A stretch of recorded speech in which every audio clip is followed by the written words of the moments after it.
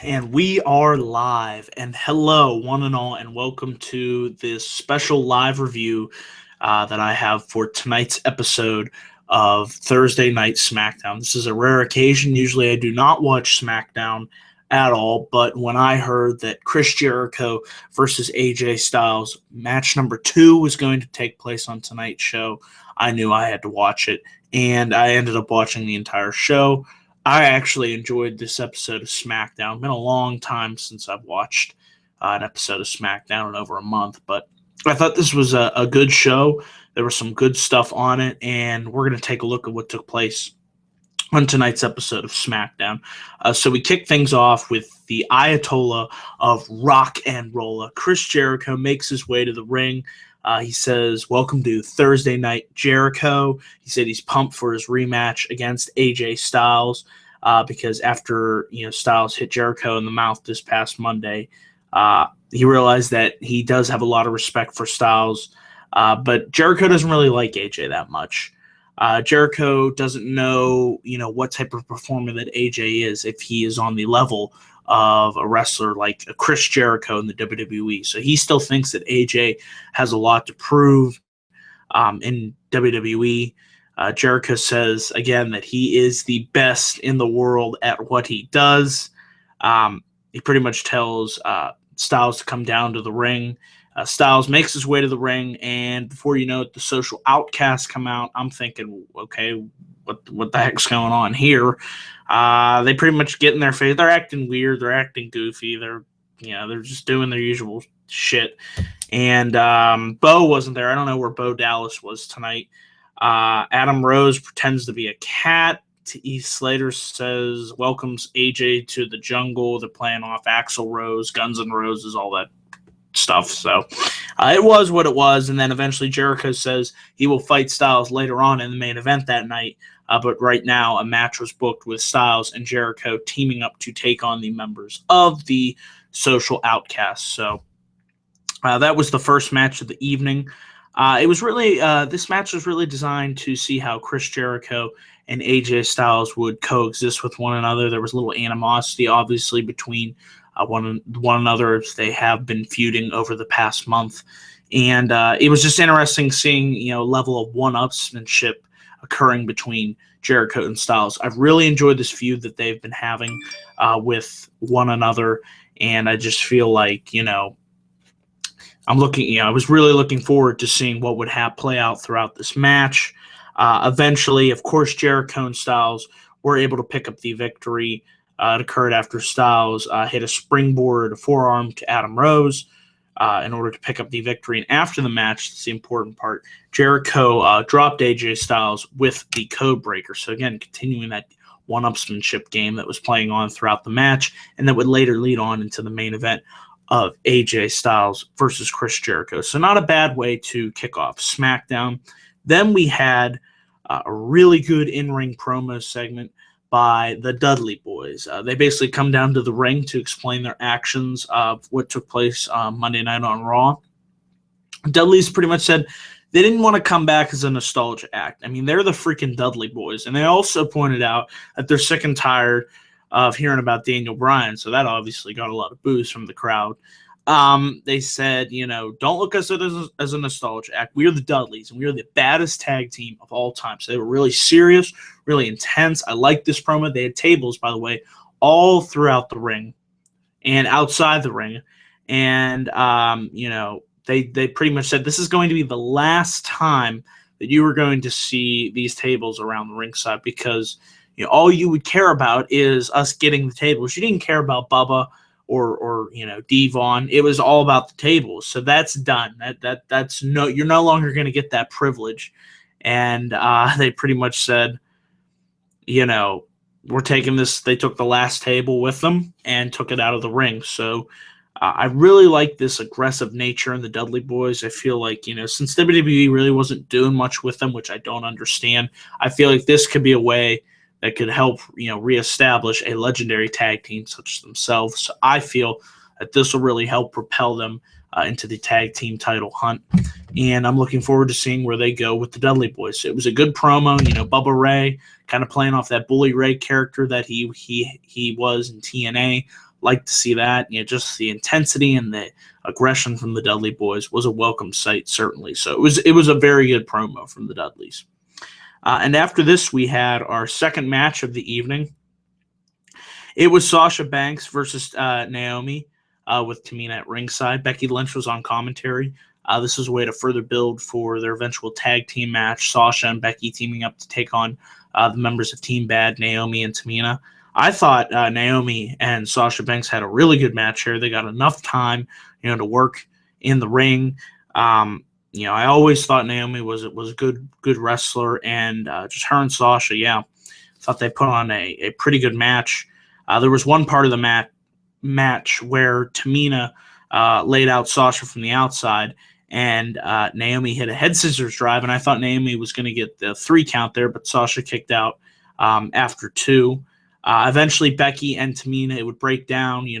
They would begin to brawl at ringside, and then there was this really nice part where Naomi went to hit a springboard moonsault. She misses, and then Sasha comes out, and Naomi's Tamina's almost, in the chair that Becky was sitting in. Sasha just kicks her right through the chair. She flies right over, hits her head into the barricade, and then the boss was able to lock in the bank statement, and as soon as she did that, Tamina tapped out with the win. So it was a good way, to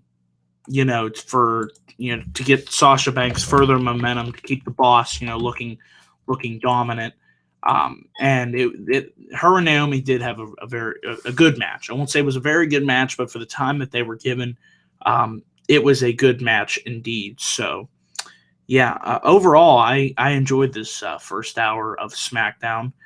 Like I said, I just thought it, really flew by, and there was, there was some good stuff with, the opening tag match with Jericho, Styles teaming up to take on the Social Outcasts, displaying that, series of one-upsmanship, and also, with the Dudley Boyz, their in-ring promo. I really like the intensity, as I said, and also this match between Sasha Banks and Naomi. So, really good enjoyable first hour of SmackDown. So now I'm going to be inviting my friend Mike. He's going to be joining me for the second hour review for SmackDown. So there he is. Mike, hello. Can you hear me?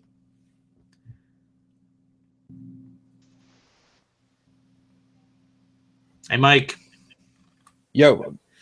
Okay, there we go. The camera's actually going to you this time, so I figured out how to fix that problem. Welcome to this live review of SmackDown. We just finished talking about Sasha Banks versus Naomi, and we're going to move into the second hour, which you said you started to watch. And we had that AJ Styles backstage promo. I liked it. It was short, sweet, to the point. AJ's not really known for being the best promo guy, but I really liked how he kept it simple. He said, he is a redneck, sure. Is he a rookie? No, he's not. He's been all over the world, and he's going to prove tonight. He's going to show Chris Jericho why they call him the phenomenal one. So further build that hype for Jericho Styles, too. Do you like AJ's backstage promo? Yeah, definitely. And I do like this feud between both AJ and Jericho. It's given them a solid opponent for AJ Styles to start his WWE career. And yes. And I definitely think that was a very solid promo. Right. You limit his mic time. Yeah, I like how they have been doing that because he's a tremendous wrestler, but on the mic, he's okay. I'm not going to say he's terrible, but I just like how they have been, they utilized him in that Miz TV segment where they just had him wait and then just beat the shit out of the Miz. And then, Monday on Raw, they just had him come out and just start punching Jericho. So I've really liked what they've done with AJ Styles so far. He is already one of my favorites on the roster, and he's only been on the roster for less than 3 weeks. So he's just awesome. I know you probably don't. I mean, I've seen him work in TNA. I know you haven't. He was tremendous there, and then he went to Ring of Honor, and then he went to New Japan Pro Wrestling. So you probably don't know too much about him, but trust me, he is the phenomenal one for a reason. Right, yeah, I'll definitely take your word for it. I definitely see a lot of potential in him. So let's hope they don't mess up on him. That would be a shame. Oh, no, but they better not. He could be a big star. Well, plus he's older. I believe he's 38. So now to go with him, push him to the moon. I don't see why not. He's not young. Let's put it that way. You have to keep that in the back of your mind. But moving on from that, we had the Wyatt family. They made their way to the ring, and they cut a promo basically saying, why they were taking out guys like Ryback, The Big Show, Kane. Bray pretty much says that right here, right now, their mythology becomes our reality. He says, in the end, the Titans were conquered by Zeus, the king of the gods, and that is exactly what the Wyatt family has been doing to Kane, Big Show, and Ryback. Bray says that the Wyatt family have their eyes set on destroying all WWE Titans, and then he proceeded to pass the mic on to Luke Harper, Eric Rowan, and Braun Strowman, and they pretty much said that the apocalypse is coming, and Bray says that he's the angel of dirt, the eater of worlds. A good promo by the Wyatt family. I'm not sure where this leads them heading into Fastlane. I'm not sure if it's going to be a 6-man tag match, which I don't think you would want to see or I would want to see between. Right, yeah. I mean, they'll probably do that. Because there's only 4 matches for Sunday Night Raw. Fastlane. Almost pay-per-view because this card is so it's not a great card. It is, yeah. You got a rematch between Kalisto and Del Rio that doesn't have a stipulation. You have the tag match with Naomi and Sasha and Becky teaming up to take on Naomi and Tamina. We could see that match on Raw. The only match I'm looking forward to is that triple threat match, and I feel like they're probably going to do Owens and Ziggler again for the 11th time. Yeah. 11th time. My God, is that? It's starting to get ridiculous. We could rant on that for a whole video, but this promo by the Wyatt family, getting back on track, I liked it. I like how they're booking them dominantly again after they job them out. They do. I don't get why they do this. They build them up to here, and then at WrestleMania, I'm worried they're going to go all the way back. All that momentum, just like last. Can we please build them strong going into the biggest show of the year? Sorry, I love the Wyatts. You like the Wyatts. There's money in them. Yeah, definitely, yes. Just make them a dominant ass-kicking force. Keep it going. Why do they have to, if you're going to have them feud with Brock, have them beat Brock. That's what I'm worried about. Because he said Titans, and Brock's a Titan, so they're probably going to cost Lesnar at Fastlane and set up Bray versus Brock. That's what I see happening.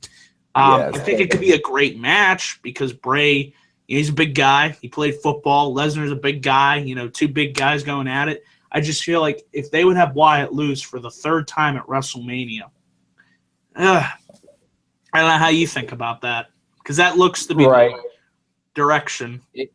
It's just about time that Bray Wyatt and the whole Wyatt family itself finally have that defining moment. Yes, he's won some feuds before, but it's barely against anybody. But tonight, he's calling out people in the actual locker room. The Wyatt family to me has always been that one that they're the ones there to themselves. They're not aligned with anybody else except for themselves. And they understand how they're coming after everybody in the locker room. And you need to do that more often with the Wyatts and that make them they're trying to dominate everybody in the locker room, not just one individual, everybody. Yeah, have them take over the whole show. Holy shit, would that be something? Exactly. That would be awesome. I've been advocating that. Have them hold championship gold. I still can't believe they debuted in 2013. They made their main roster call-up, and they still haven't held a title.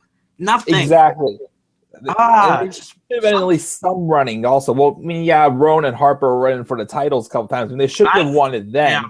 They should have won in remember that when they were feuding with the Usos, I felt like they needed to pull the trigger. What was it? Money in the Bank, and they had some good matches. Also, but I felt like that was a missed opportunity, and then they split them up, and that was dumb. And now they're all back together. But let's hope that at WrestleMania, I'm not getting my hopes up because I thought last year he would beat The Undertaker, and boy, did I look like a fool. Right. If you think about his whole career so far, Bray Wyatt, I think he's only won feuds against Jericho, Bryan, Ryback, because he lost the Reigns. He lost that feud. He lost to Taker and Kane. He lost to Taker. He lost that feud to Cena. Ambrose, of course. He beat Ambrose every freaking match they had. Remember that? I mean, it's like he lost every single match. I swear. The TLC match they had. Remember when he pulled the TV? That was like an so idiot. Stupid. Really. What the heck? But anyways, besides that, let's get this.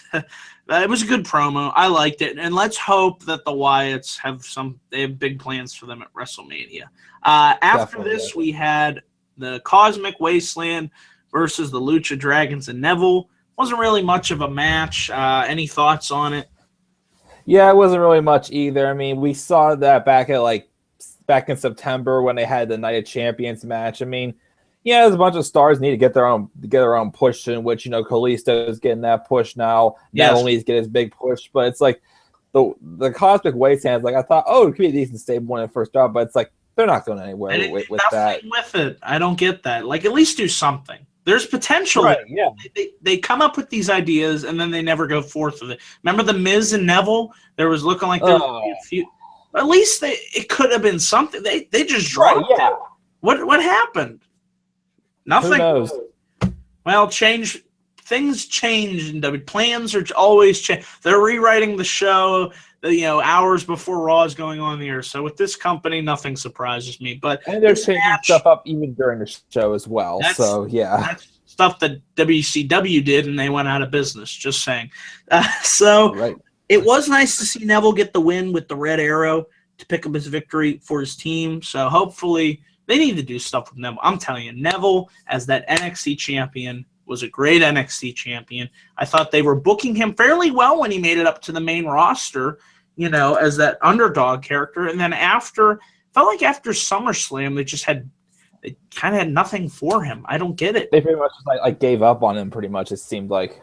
But Neville is so. It just frustrates me. He's ready to be in any title rounds right now. Yeah. Book him and Kalisto. I'm telling you, they could have a tremendous feud. That should be the feud for the U.S. title. Go give it to those two young, hungry guys. Have it be a ladder match. I'm telling you, they would steal the show at WrestleMania. Yes, I why agree, not? Yes. But don't just throw them into the Andre the Giant Memorial Battle Royal, which is another thing that they made into a meaningless piece of crap. I mean, I was watching WrestleMania. Remember at WrestleMania 30, that Battle Royale felt special. When Cesaro, yes. Remember when he picked up the Big Show? Holy crap! What a moment! Right? Yeah, exactly.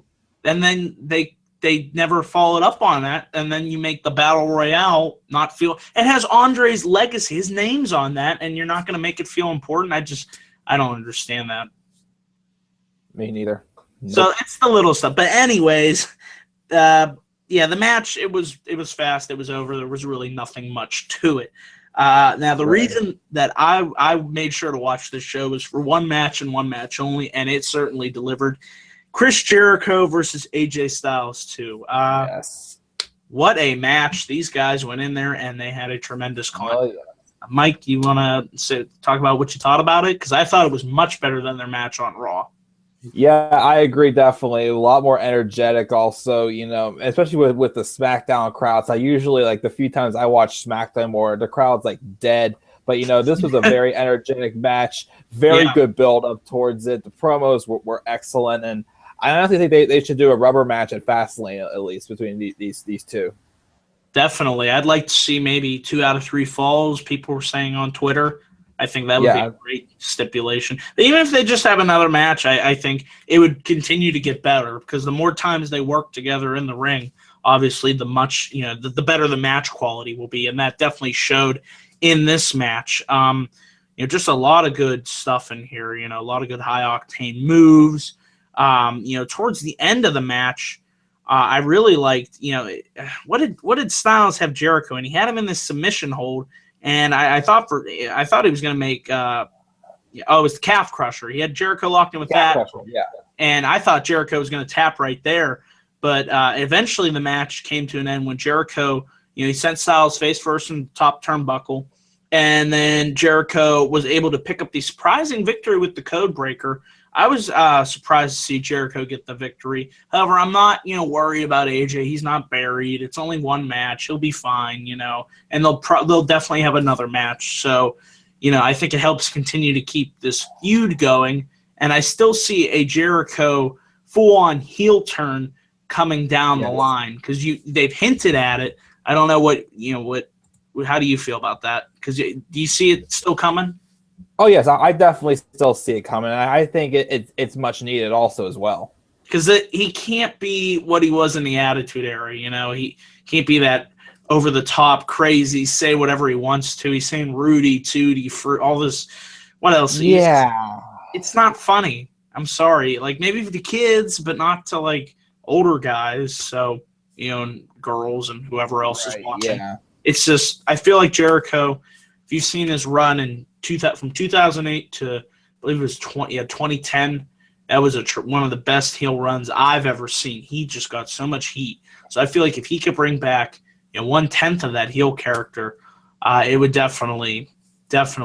I don't know if this feud's going to end at Fastlane. They could keep it going. Add stipulations to the next match after next match. That's what him and Shawn did in 08. They had this long stretched out feud, but you didn't complain because you were so invested in the story. So if the story's good, keep it going into Mania. I wouldn't have a problem with that. How do you feel? I mean, I do agree with that. Yeah, I mean, I actually was just watching like stuff from 2008 recently, also, and one of the things I definitely liked the most was that feud between Jericho and HBK as well. I mean, there was just a constant story going, and there was tremendous.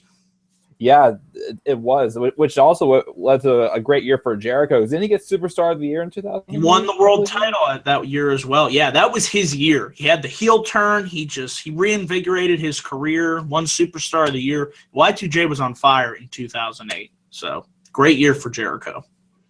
Oh, yes, definitely. So, yeah, any other thoughts? Because we are at the end of the show on this match or anything else that took place on SmackDown tonight. I enjoyed tonight's show. If I had to give it a rating, I'd probably give it a B, just a straight-up B. Yeah, that's why I probably say to give first, since I only got to see this the first hour. But, yeah, definitely solid. Well, better than usual SmackDowns. Yeah, so I probably won't be doing one of the – well, Brock's going to be on next week, so maybe I'll watch. I don't know. See, if they would do more stuff like that and have like a – carryover from Raw to SmackDown and make it feel just as important, I would feel the need to tune in. So maybe I will watch next week. Not sure, but with Brock being on, that definitely increases the interest in what takes place. So we shall see. So yeah, you're giving it a B. I'm giving it a B as well. All right. So any other closing thoughts before I sign us off? Nope. All right. Well, thank you all for watching this live review for the February 11th edition of SmackDown. Please click that like and subscribe button for more video content coming soon to this very channel. Mike, would you like to get a plug-in for your channel? Yes, definitely. I just do a bunch of random stuff also, but I'm doing match cards, a couple different talk shows for WWE, and recently I just made a tribute for Daniel Bryan. So if you want to subscribe to my channel, it's DaClubOfDaMan1993, and Yes. All right. And with that, thank you all for watching, and we will all see you another time. And with that, we are out. Peace.